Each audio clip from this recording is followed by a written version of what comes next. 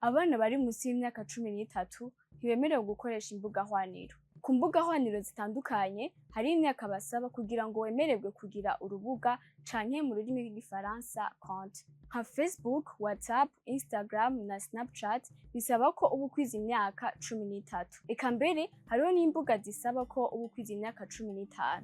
Kuri TikTok uri musi y'imyaka 15 bisaba ko uba ufise uburenganzira bw'umuvyeyi wawe canke umurezi kugira ngo wemererwe kugira urubuga canke compte. Intumbero y'iyo ngingo akaba ari iyo gukingira abana batarakwiza iyo myaka mu gushiraho akarimbi, kuko haba hari intambamyi nyinshi abo bana bahura nazo nko guhahamuka canke akagira ingeso mbi bikamutera no kuba imbohe yavyo. Mubwo ubundi turazi ko ubwacu abenshi babesha imyaka yabo kuko atavyemeza ko iyo myaka ariyo bafise basaba.